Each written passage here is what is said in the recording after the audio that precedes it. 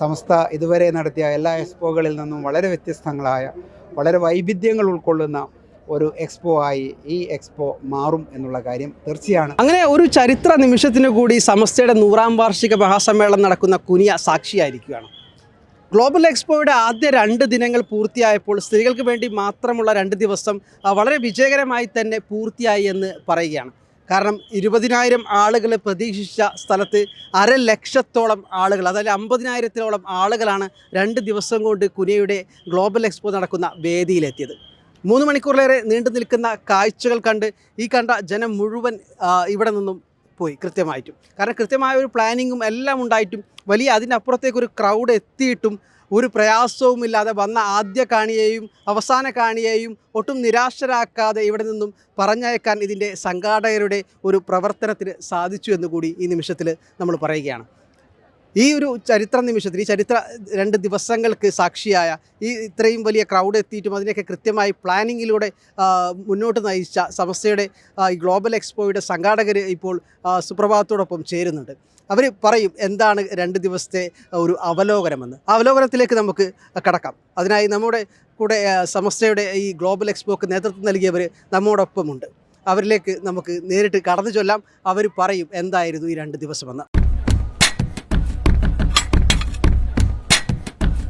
എന്തായിരുന്നു ഈ 2 ദിവസത്തെ എക്സ്പീരിയൻസ്? കാരണം സമസ്തയുടെ ചരിത്രത്തിൽ ഒരു ചരിത്ര നിമിഷം കൂടിയാണ് ഈ 2 ദിവസത്തിനുള്ളിൽ കടന്നുപോയത്. എങ്ങനെയാണ് ഈ 2 ദിവസത്തെ അവലോകനം ചെയ്യുന്നത്? സമസ്ത കേരള ജമിയത്തുൽ ഉലമയുടെ 100ാം വാർഷികത്തിനോടനുബന്ധിച്ചുകൊണ്ട് സമസ്ത ഗ്ലോബൽ എക്സ്പോ എന്ന് പറഞ്ഞുകൊണ്ട് ജനുവരി 30 വൈകുന്നേരം ഉദ്ഘാടനം കഴിഞ്ഞ നമ്മുടെ എക്സ്പോ ജനുവരി 31 തീയതികളിലായി നമ്മുടെ സ്ത്രീകൾക്ക് വേണ്ടിയാണ് തുറന്നു കൊടുത്തിട്ടുള്ളത്. സമസ്ത കേരള ജമിയത്തുൽ ഉലമയുടെ വളരെ പ്രധാനപ്പെട്ട മഹത്തായ സമ്മേളനം ഫെബ്രുവരി 4 മുതൽ 8 വരെ കുനിയയിൽ വെച്ച് നടക്കുന്ന ഈ ഘട്ടത്തിൽ സമസ്ത മുഷാവറയുടെ തീരുമാനപ്രകാരം വളരെ മനോഹരമായ രീതിയിൽ എക്സ്പോ നടത്തണമെന്നും അതിനു വേണ്ടി സംഘാടകരെ നിയമിക്കുകയും അത് വളരെ മനോഹരമായി ഇവിടെ നിർവഹിക്കുകയും ചെയ്തുകൊണ്ടിരിക്കുകയാണ്. അതിൻ്റെ ഭാഗമായിക്കൊണ്ട് 2 ദിവസങ്ങളിലായി കേരളത്തിൻ്റെ അകത്തു നിന്നും പുറത്തു നിന്നും നമ്മളുടെ കണക്കുകൂട്ടലുകളൊക്കെ തെറ്റിച്ചുകൊണ്ട് ഉള്ള ഒരു ജനപ്രവാഹമായിരുന്നു ഇന്നലെയും ഇന്നുമായി ഈ എക്സ്പോ കാണാൻ വേണ്ടി കടന്നു വന്നത്. കേരളത്തിൽ നിന്ന് മാത്രമല്ല, കർണാടകയുടെ ഭാഗങ്ങളിൽ നിന്നും അതുപോലെ തന്നെ ലക്ഷദ്വീപ് തുടങ്ങിയ ഭാഗങ്ങളിൽ നിന്നൊക്കെ ഒരുപാട് സ്ത്രീകളാണ് ഇന്നലെയും ഇന്നുമായി ഈ എക്സ്പോ കാണാൻ വേണ്ടി ഇവിടത്തേക്ക് എത്തിയത്. നമ്മുടെ സംഘാടകരുടെ എല്ലാ കണക്കുകൂട്ടലുകളും തെറ്റിച്ചു കൊണ്ടുള്ള ഒരു വലിയ ജനപ്രവാഹമായിരുന്നു ഈ 2 ദിവസങ്ങളിൽ നമുക്ക് കാണാൻ വേണ്ടി കഴിഞ്ഞത്. പക്ഷേ ഇതിൽ വലിയൊരു കാര്യമുള്ളതെന്ന് വെച്ചാൽ നമ്മൾ പറഞ്ഞ പോലെ കണക്കുകളൊക്കെ തെറ്റിച്ച് വലിയ ഒരു ക്രൗഡാണ് വന്നത്. വലിയ ഒരു ജനപ്രവാഹം ഉണ്ടായി. പ്രത്യേകിച്ച് സ്ത്രീകളുടെ ഒരു വലിയ ജനപ്രവാഹം ഉണ്ടായി. സ്വാഭാവികമായിട്ട് നമ്മൾ ബാക്കിയുള്ള നിന്നൊക്കെ മാറ്റി നിർത്തി ചിന്തിക്കുമ്പോൾ പുരുഷന്മാരാരും കയറുന്നില്ല, പുരുഷന്മാരുടെ വളണ്ടിയേഴ്സ് ഇല്ല. അപ്പോൾ ഈ സ്ത്രീകൾ ഇത്രയും വലിയൊരു ആളുകൾ വരുമ്പോൾ വലിയ നമ്പർ ഓഫ് ആളുകളാണ് ഒരേ സമയം വരുന്നത്. അപ്പോൾ എങ്ങനെയായിരുന്നു ഇതിൻ്റെ ഒരു മാനേജ്മെൻറ്റ്, ഈ ഒരു സിസ്റ്റം എങ്ങനെയാണ് വർക്ക് ചെയ്തത്? തീർച്ചയായും ഇത് ആസൂത്രണം ചെയ്യുമ്പോൾ തന്നെ ബഹുമാനരായ ഉസ്താദുമാർ നമ്മൾക്ക് സ്ത്രീകൾക്ക് 2 ദിവസം കൊടുക്കുമെന്ന് പറയുമ്പോൾ വളരെ സൂക്ഷ്മ ദൃക്കുകളായ ഉസ്താദുമാർ വൈകുന്നേരത്തിനുള്ളിൽ തീരണം എന്ന് കർക്കശമായി നമുക്ക് നിർദ്ദേശം തന്നിരുന്നു. വളരെ സൂക്ഷ്മതയോടുകൂടിയാണ് അതിൻ്റെ ഓരോ മാനേജ്മെൻറ്റ് പ്രപ്പോസലും നമ്മൾ കൈകാര്യം ചെയ്തത്. ഏറ്റവും പ്രധാനപ്പെട്ട ഇന്നലത്തെ കാഴ്ചകളിൽ പുറത്ത് വളരെ ദൂരം സ്വന്തം ഭാര്യയെ അകത്തേക്ക് കയറ്റിവിട്ട് വളരെ ദൂരത്ത് പുറത്ത് കാത്തു നിൽക്കുന്ന ഭർത്താക്കന്മാർ, പെങ്ങളെ കയറ്റിവിട്ട് ദൂരെ കാത്തു നിൽക്കുന്ന ആങ്ങളമാർ, കുഞ്ഞുങ്ങളെ കയറ്റിവിട്ട വാപ്പമാർ, വളരെ ദൂരെ മാത്രമായിരുന്നു നമ്മളുടെ പുരുഷന്മാരുണ്ടായിരുന്നത്.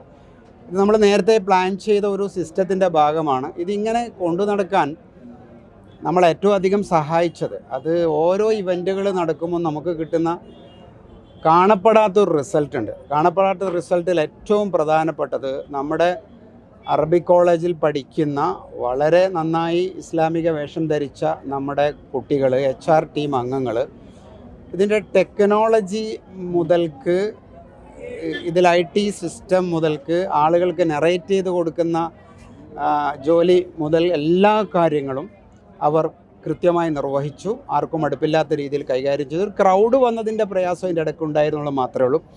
മറ്റൊന്ന്, ഈ നാട്ടിലെ വനിതകൾ നേരത്തെ അവർ തയ്യാറെടുത്തു വന്നു. ഓരോ പവലിയനിലും അതുപോലെ ക്യൂ മാനേജ് ചെയ്യുന്നിടത്തും അവരുടെ കൃത്യമായ ഇടപെടലുകളുണ്ടായി. അതുകൊണ്ട് തന്നെ വലിയൊരാൾക്കൂട്ടം വന്നിട്ടും ചെറിയ ക്ഷീണമുണ്ടാവുക, ഹോസ്പിറ്റൽ കേസുകളൊക്കെ വന്നെങ്കിലും രാത്രിയോടുകൂടി കൃത്യമായി എല്ലാം മാനേജ് ചെയ്ത് നമ്മുടെ പരിപാടി അവസാനിപ്പിക്കുക എന്ന് പറയുന്ന ഒരു അത്ഭുതം ഇന്നലെയും ഇന്നിപ്പോൾ ഈ പ്രോഗ്രാം നടക്കുമ്പോൾ ഏതാണ്ട് നമ്മൾ പരിപാടി അവസാനിക്കുന്ന ഒരു 8 മണിയോടുകൂടി എല്ലാം അവസാനിക്കുന്ന ഒരു ഘട്ടമാണ്. അപ്പോൾ അങ്ങനെ ഒരു സിസ്റ്റം ഇതിൻ്റെ അകത്ത് പുരുഷന്മാരാരും ഇടപെടാതെ സ്ത്രീകൾ തന്നെ കൈകാര്യം ചെയ്യാൻ പറ്റിയെന്നുള്ളത് പ്രധാനമാണ്. ഇതിൽ നമ്മുടെ എക്സ്പോ ടീം അംഗങ്ങൾ വളരെ കരുതലോടുകൂടി നേരത്തെ നടത്തിയ പരിശീലനങ്ങളും അതിനുവേണ്ടി നമ്മൾ തയ്യാറാക്കിയ ആക്ടിവിറ്റി രീതികളും റോഡ് മാപ്പുകളും ഒക്കെ വളരെയധികം സഹായം ചെയ്തിട്ടുണ്ട്. മാത്രമല്ല, വളരെ സെൻസിറ്റീവാണല്ലോ സംസ്ഥയുടെ ഒരു പ്ലാറ്റ്ഫോമിൽ സ്ത്രീകൾ അങ്ങനെ ഒരു എക്സ്പോന് വരിക എന്നുള്ളത്. അതൊരു വളരെ ബുദ്ധിമുട്ടുള്ളൊരു കാര്യമാണല്ലോ. നമുക്ക് തന്നെ നമ്മുടെ എക്സ്പോയുടെ ചരിത്രത്തിൽ ഇല്ലാത്തതുമാണല്ലോ.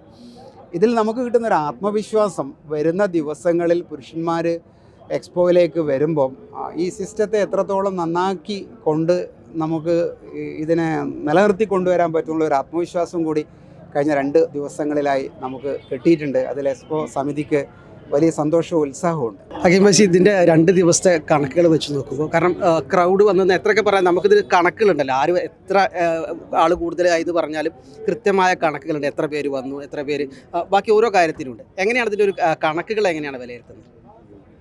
നമ്മൾ ഇന്നലെ ഏകദേശം രജിസ്ട്രേഷൻ്റെ തുടക്കത്തിൽ തന്നെ നമ്മൾ ആലോചിച്ചിരുന്നത് 10,000 ആളുകൾക്ക് ഒരു ദിവസം എൻട്രി കൊടുക്കാം എന്നുള്ള രീതിയിലാണ്. 2 ദിവസത്തേക്കുള്ള എൻട്രി ഏകദേശം ഒരു 20,000 ആളുകൾ നമ്മൾ പ്രതീക്ഷിച്ചു. 20,000 എൻട്രി വരുമെന്ന് പ്രതീക്ഷിച്ചിട്ടാണ് ഏകദേശം 3 ദിവസം മുമ്പ് വരെ നമ്മൾ നിന്നിരുന്നത്. അങ്ങനെ ഒന്നാമത്തെ ദിവസത്തേക്ക് ഏകദേശം 8,000 എൻട്രി ഒക്കെ വന്നപ്പോൾ തന്നെ നമ്മളിനി നിർത്തിയാലോ എന്ന് ആലോചിക്കുകയും ഏകദേശം ഒരു 1.5 മണിക്കൂർ സമയം കൂടി കൊടുത്തപ്പോഴേക്ക് അത് 9,811 രജിസ്ട്രേഷനിലേക്ക് എത്തുകയും ചെയ്തു. അപ്പോൾ ഇനി ഉസ്താദുമാർ പറഞ്ഞ് ഇനി നമുക്കൊരു 100 രജിസ്ട്രേഷൻ മാത്രം ഒന്ന് മാറ്റി വെച്ചിട്ട് ബ്ലോക്ക് ചെയ്യാം, 10,000-ൽ നിർത്താമെന്ന് പറഞ്ഞു. സ്വാഭാവികമായിട്ടും ഇത് നിർത്തി എന്നുള്ള ഒരു റിപ്പോർട്ട് പുറത്തേക്ക് നമ്മൾ വിട്ടയുടനെ 100 കണക്കിന് കോളുകൾ നേതാക്കന്മാരുടെ മുഴുവൻ ഫോണുകളിലേക്കും വിളിക്കുകയും ഞങ്ങൾ പുറപ്പെട്ടിട്ടുണ്ട്, എന്തെങ്കിലും അവസരം ചെയ്യണമെന്ന് ആവശ്യപ്പെടുകയും ചെയ്യാണ്. അപ്പോൾ നമ്മൾ പറഞ്ഞത് നമ്മുടെ ഒരു എൻട്രിക്കുള്ള കപ്പാസിറ്റിക്കുള്ള മാക്സിമം നമ്മൾ കംപ്ലീറ്റ് ചെയ്തിട്ടുണ്ട് എന്നുള്ള രീതിയിലായിരുന്നു. അപ്പോൾ ഉസ്താദുമാരുടെ നിർദ്ദേശം ഉണ്ടായിരുന്നത് സാധ്യമാകുമെങ്കിൽ മാത്രം അവരെ പരിഗണിക്കുക എന്നുള്ള രീതിയിലാണ്. അങ്ങനെ 2ാമത്തെ ദിവസത്തേക്കുള്ള എൻട്രിയും ഏതാനും മണിക്കൂറുകൾക്കകം അല്ലെങ്കിൽ ഏതാനും മിനിറ്റുകൾക്കകം ക്ലോസ് ചെയ്യുമെന്ന് പറഞ്ഞതിൻ്റെ ശേഷം 1/2 മണിക്കൂർ കഴിഞ്ഞപ്പോൾ നമ്മൾ സാധാരണ 10,000-ൽ ലോക്കിട്ട് വെച്ചതിന് കുറച്ച് മുമ്പേ പേയ്മെൻറ്റ് സക്സസ് ആവാത്ത ആളുകളൊക്കെ കടന്നു വന്ന് ഏകദേശം 11,350 രജിസ്ട്രേഷനായിട്ട് നമ്മളത് ക്ലോസ് ചെയ്തു. ഇനി ആരെയും സ്പോട്ട് ടിക്കറ്റുകളോ ഒന്നും എടുക്കാതെ തന്നെ അവിടെ നിർത്താമെന്നുള്ള രീതിയിൽ പ്ലാൻ ചെയ്തു. യഥാർത്ഥത്തിൽ സംഭവിച്ചത് പിറ്റേ ദിവസം രാവിലെ 7 മണി ആയപ്പോഴേക്ക് തന്നെ ഏകദേശം 1,500ഓളം ആളുകൾ നമ്മുടെ എക്സ്പോ നഗരിക്ക് മുമ്പിൽ വന്ന് കാത്തു നിൽക്കുന്നൊരവസ്ഥയുണ്ടായി. നമ്മൾ എക്സ്പോ തുറക്കുന്നത് 10 മണിക്കാണ്. ഇത്രയും ആളുകളെ ഒന്നുകിൽ അവരെ കടത്തിവിടണം, അല്ലെങ്കിൽ നമ്മൾ അതിനെ മാനേജ് ചെയ്യണം. നമ്മൾ പറഞ്ഞു വെച്ചിരുന്നതനുസരിച്ച് 9 മണിക്ക് എക്സ്പോയുടെ ഗേറ്റ് തുറക്കുമെന്നുള്ളതായിരുന്നു. 7 മണിക്ക് തന്നെ ഇത്രയും ക്രൗഡ് ഉണ്ട്. 9:15 കൃത്യം നമ്മുടെ ഗേറ്റ് തുറക്കുമ്പോൾ ഞാൻ ഈ പറഞ്ഞ ക്രൗഡ് നമ്മുടെ മുമ്പിലുണ്ട്. സ്വാഭാവികമായിട്ടും അവിടുത്തെ ഒരു ക്രൗഡ് മാനേജ്മെൻറ്റിൻ്റെ ഭാഗമായി നമ്മൾ ചില കാര്യങ്ങളൊക്കെ ചെയ്തിട്ടുണ്ട്. പിന്നീട് വന്ന ആളുകളിൽ നിന്ന് ഓൺലൈൻ രജിസ്ട്രേഷൻ ചെയ്ത ആളുകൾ തന്നെ ഓരോ മണിക്കൂറുകൾക്കിടവിട്ട് ഇത്ര ആളുകൾ വരുമെന്ന് നമ്മുടെ അടുത്ത് പ്ലാനുകൾ ഉണ്ടായിരുന്നു.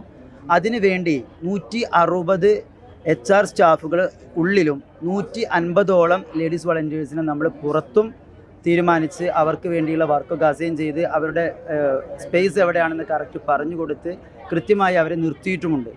അപ്പോൾ ഈ രീതിയിൽ സ്ത്രീകളാൽ തന്നെ നിയന്ത്രിക്കപ്പെടുന്ന, സ്ത്രീകളെ കൊണ്ട് മാത്രം നടത്തപ്പെടുന്ന ഒരു എക്സ്പോ എന്നുള്ള രീതിയിൽ തന്നെയാണ് തുടക്കം മുതൽ ഇതിൻ്റെ എല്ലാ പ്ലാനിങ്ങുകളും കൃത്യമായിട്ട് നമ്മൾ നടത്തിയത്. ഏകദേശം 2 ദിവസങ്ങളിലും ഈ 160 HR ടീം ഉള്ളിൽ നമ്മുടെ കാര്യങ്ങൾ വിശദീകരിച്ചു കൊടുക്കാൻ കഴിയുന്ന അവർ തന്നെയാണ് അതിൻ്റെ എല്ലാ ഭാഗങ്ങളും രജിസ്ട്രേഷൻ എൻട്രി മുതലുള്ള അതിൻ്റെ ടെക്നിക്കൽ വശങ്ങളാണെങ്കിലും സോഫ്റ്റ്വെയർ കാര്യങ്ങളാണെന്നുണ്ടെങ്കിലും നമ്മുടെ പല ഫോട്ടോഗ്രാഫി പോലെയുള്ള കാര്യങ്ങൾക്ക് വരെ നമ്മൾ ഉപയോഗിച്ചത് ലേഡി സ്റ്റാഫുകളെയാണ്, നമ്മുടെ സ്ഥാപനങ്ങളിൽ പഠിക്കുന്ന കുട്ടികളെയാണ്, നമ്മളോട് കൂടെ സഹകരിക്കുന്ന ഇസ്ലാമിക വേഷധാരത്തിൽ നിന്നിരുന്ന നമ്മുടെ വളണ്ടിയേഴ്സ് ആയിരുന്നു ഈ കാര്യങ്ങളെല്ലാം കൺട്രോൾ ചെയ്തിരുന്നത്.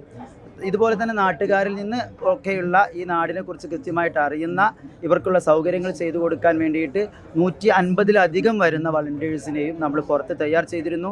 എടുത്തു പറയേണ്ടത്, ഇത്രയേറെ ആളുകൾ വരുമ്പോഴും ഇവർക്ക് വേണ്ടുന്ന വെള്ളവും ഇവർക്ക് വേണ്ടുന്ന നിസ്കാര സ്ഥലങ്ങളും മുസല്ലയും ഒക്കെ ഉൾപ്പെടെ നമ്മളിതിൻ്റെ സമീപ പ്രദേശങ്ങളിലുള്ള മുഴുവൻ വീടുകളിലുമായി തയ്യാർ ചെയ്തിട്ടുണ്ടായിരുന്നു.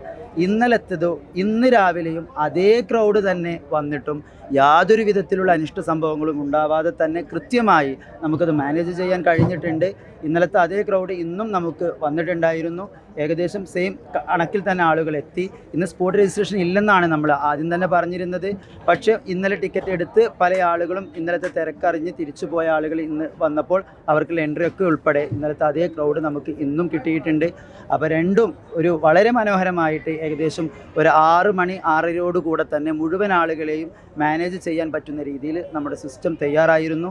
അതിനുള്ള എല്ലാവിധ സംവിധാനങ്ങളും നമ്മളിവിടെ ഒരുക്കിയിരുന്നു. കൃത്യമായി പുറത്തു നിന്ന് മാനേജ് ചെയ്യാൻ സംഘാടകർക്ക് സാധിച്ചിട്ടുണ്ട് എന്നുള്ളതാണ്. ഹക്കീം ബൈസി പറഞ്ഞ അവസാനിപ്പിച്ച പോലെ എത്തിയ ആരെയും നിരാശരാക്കാതെ നമ്മളെല്ലാവരെയും ഇതിൽ ഉൾക്കൊള്ളിച്ചിട്ടുണ്ട്. അപ്പോൾ ഇന്നത്തോടു കൂടി സ്ത്രീകൾക്കുള്ള എക്സ്പോ അവസാനിച്ചു. ഗ്ലോബൽ എക്സ്പോയുടെ അടുത്ത ദിവസങ്ങൾ എങ്ങനെയാണ് പ്ലാൻ ചെയ്തിട്ടുള്ളത്, എങ്ങനെയാണ് അതിൻ്റെ പ്രവേശനം, മറ്റു കാര്യങ്ങളൊക്കെ ഒന്ന് വിശദമാക്കാം. നാളെ ഗ്ലോബൽ എക്സ്പോ പുതിയൊരു എക്സ്പീരിയൻസിലേക്ക് കടക്കുകയാണ്. നാളെ കൃത്യം 9 മണിക്ക് തുടങ്ങും, രാത്രി 8 മണി വരെ ഉണ്ടാകും. അതായത് എൻട്രി 8 മണിയോട് കൂടി ക്ലോസ് ചെയ്യും. അവർ പുറത്തിറങ്ങുന്നതോട് കൂടി ഏകദേശം ഒരു 3 മണിക്കൂറോളം അവരിതിനകത്ത് സ്പെൻഡ് ചെയ്ത് കഴിഞ്ഞാൽ ഇത് ടോട്ടലി ക്ലോസ് ചെയ്യും. ഇത് പുതിയൊരു എക്സ്പീരിയൻസിലേക്ക് കടക്കുന്നെന്ന് പറയുന്നതിൻ്റെ ഒരു പ്രധാനപ്പെട്ട കാര്യം എന്ന് വെച്ച് കഴിഞ്ഞാൽ, ഇപ്പോൾ ഈ 2 ദിവസം നേരത്തെ നമ്മുടെ സംഘാടകരെല്ലാം പറഞ്ഞതുപോലെ തന്നെ, സഹപ്രവർത്തകരെല്ലാം പറഞ്ഞതുപോലെ തന്നെ ഈ വലിയ ക്രൗഡ് ഈ കഴിഞ്ഞ 2 ദിവസങ്ങളിലായിട്ട് വന്നു. അതുകൊണ്ട് തന്നെ നമ്മുടെ പല പ്ലാനിങ്ങും ഇതിനകത്ത് കൃത്യമായിട്ട് വർക്ക് ചെയ്യാത്ത ഒരു വിഷയം ഉണ്ടായിട്ടുണ്ട്. അപ്പോൾ അതിലേറ്റവും പ്രധാനപ്പെട്ട ഒരു കാര്യം, ഈ ഒരു എൻട്രി ഇതിനകത്ത് വന്നു കഴിഞ്ഞാൽ ഒരു വിസിറ്റർ ഇതിനകത്ത് വന്നു കഴിഞ്ഞാൽ ആദ്യം ഒരു എയർ കണ്ടീഷൻ ലോബിയിലാണ് ഇരിക്കുന്നത്. ഒരു 200ഓളം പേർക്ക് ഇരിക്കാവുന്ന ഒരു സൗകര്യമുണ്ട്. അവിടെ ഒരു HR ഉണ്ട്. അവർ കൃത്യമായിട്ട് അവിടെ കുറച്ച് സമയം എൻഗേജ് ചെയ്യുന്നുണ്ട്, കുറച്ച് സമയം അവരോട് സംസാരിക്കുന്നുണ്ട്, കാര്യങ്ങൾ പറയുന്നുണ്ട്, ഒരു ഓറിയൻറ്റേഷൻ കിട്ടുന്നുണ്ട്. അതിനുശേഷം ഓരോ പവലിനകത്തും ഇവർ പ്രവേശിക്കുന്ന സന്ദർഭത്തിൽ അവിടെ കൃത്യമായി കണ്ടന്റ് എക്സ്പേർട്ടുകളുണ്ട്. അവർ കൃത്യമായിട്ട് ആ കണ്ടന്റിനെ കുറിച്ച് കൃത്യമായിട്ട് സംസാരിക്കുന്നുണ്ട്, കാര്യങ്ങൾ ഇവർക്ക് കൃത്യമായിട്ട് കൺവിൻസ് ചെയ്യിക്കുന്നുണ്ട്. പക്ഷേ അതൊന്നും ഈ 2 ദിവസങ്ങൾ നടന്നിട്ടില്ല. എന്തായാലും നാളെ മുതൽ അതൊക്കെ ചെയ്യാനുള്ള ഒരു സമയം കിട്ടും എന്നുള്ള ഒരു ആത്മവിശ്വാസം ഞങ്ങൾക്ക് എല്ലാവർക്കും ഉണ്ട്. അതോടൊപ്പം തന്നെ ചില പവലിയനുകൾ, ഇപ്പോൾ ഈ ഒരു സ്പിരിച്വലായിട്ട് ചില കാര്യങ്ങൾ ചെയ്യുന്ന പവലിയനുകളുണ്ട്, സ്റ്റാളുകളുണ്ട്. അപ്പോൾ അതൊക്കെ കൃത്യമായിട്ട് നാളെ വർക്ക് ചെയ്യാൻ കഴിയും എന്നുള്ള ഒരു പ്രതീക്ഷ നമുക്കുണ്ട്, സംഘാടകർക്കുണ്ട്. അതോടൊപ്പം തന്നെ ഏറ്റവും പ്രധാനപ്പെട്ട നാളെ മുതലുള്ളൊരു എക്സ്പീരിയൻസ് എന്ന് പറയുന്നത്, വൈകുന്നേരം 4 മണി മുതൽ രാത്രി 10 മണി വരെ ഇതിലേറ്റവും പ്രധാനപ്പെട്ട ഒരു വേദിയായ ഓപ്പൺ സ്റ്റേജ്, അതിന് പേരിട്ടിരിക്കുന്നത് ഖാദി മുഹമ്മദ് സ്ക്വയർ എന്നാണ് ആ സ്റ്റേജിന് പേരിട്ടിരിക്കുന്നത്. അത് നമ്മുടെ 9ാമത്തെ പവലിയനാണ്. അപ്പോൾ അതിനകത്ത് നാളെ മുതൽ എല്ലാ ദിവസവും വൈകുന്നേരം 4 മണി മുതൽ രാത്രി 10 മണി വരെ അത് ലൈവായിരിക്കും. അതായത് 4 മണി മുതൽ 5 മണി വരെ പാനൽ ഡിസ്കഷനാണ് നടക്കുക. നാളെ നടക്കുന്നത് ദേശാന്തര അടരുകൾ എന്ന വിഷയത്തിൽ പ്രശസ്തരായിട്ടുള്ള 4 പേര് അതിനകത്ത് ചർച്ചയിൽ ഡിബേറ്റിൽ പങ്കെടുക്കും. അതായത് ലോകത്തിലെ വിവിധ ഭാഗങ്ങളിൽ പഠിക്കുന്ന ആ എക്സ്പീരിയൻസ് ഉള്ള ആളുകൾ അതിനകത്ത് പങ്കെടുക്കും. അതിനുശേഷം 5 മണി മുതൽ രാത്രി 10 മണി വരെ അവിടെ നടക്കുന്നത് അറബന മുട്ടിന്. നാളത്തെ ഒരു ഷെഡ്യൂൾ എന്ന് പറയുന്നത് അറബന ഉണ്ട്, അതുപോലെ ബുർദ മജ്ലിസ് ഉണ്ട്. പിന്നെ ഏറ്റവും പ്രധാനപ്പെട്ട ഒരു കാര്യം, ലക്ഷദ്വീപ് കലാകാരന്മാരുടെ തിക്ർ പെർഫോമൻസ് ഉണ്ട് എന്നുള്ളതാണ്. ലക്ഷദ്വീപിലെ കലാകാരന്മാർ ഇവിടെ എത്തിയിട്ടുണ്ട്, അവരുടെ താമസിക്കുന്നുണ്ട്. നാളത്തെ പെർഫോമൻസിന് വെയിറ്റ് ചെയ്യാണ്. അതോടൊപ്പം തന്നെ മറ്റൊരു പ്രധാനപ്പെട്ട കാര്യം, നാളെ നമ്മളെ സംബന്ധിച്ചിടത്തോളം, വിശ്വാസികളെ സംബന്ധിച്ചിടത്തോളം ബറാത്ത് രാവാണ്.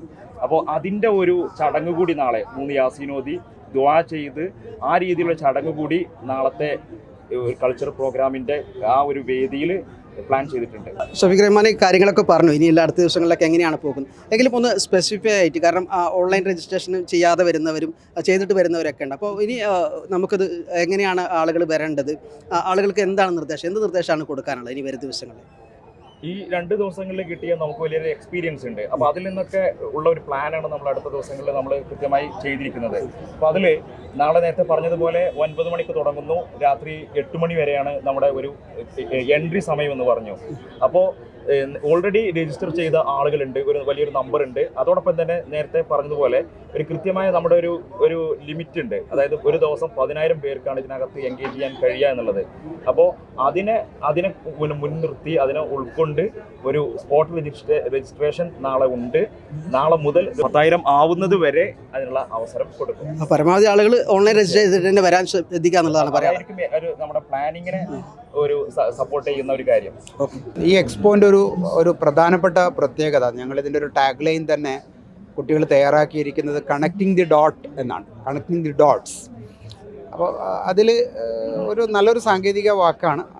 സംഭവിക്കുന്നത് പലയിടങ്ങളിലായിട്ടുള്ള നല്ല വിഷ്വലുകൾ, നല്ല ചരിത്ര ഗാലറികളുടെ ഇൻഫർമേഷൻ ഭാഗങ്ങൾ, എക്സ്പീരിയൻഷ്യൽ ഏരിയകൾ, ഈ 3 കാര്യങ്ങളെയും കണക്ട് ചെയ്തുകൊണ്ട് വരുന്ന പ്രേക്ഷകർക്ക് കൃത്യമായി ഇതിൻ്റെ മെസ്സേജ് എത്തിക്കുന്നിടത്ത് HR-ൻ്റെ റോള് വളരെ പ്രധാനപ്പെട്ടതാണ്. നേരത്തെ ഷഫീഖ് അത് പറഞ്ഞു. കാരണം തിരക്കുകൾ കൊണ്ട് ഇന്നലെയും ഇന്നും അത് വേണ്ടതുപോലെ സാധിച്ചിട്ടുണ്ടാവില്ല. നമുക്ക് HR ഉണ്ടായിരുന്നു, പക്ഷേ വേണ്ടതുപോലെ സാധിച്ചിട്ടുണ്ടായിരുന്നില്ല.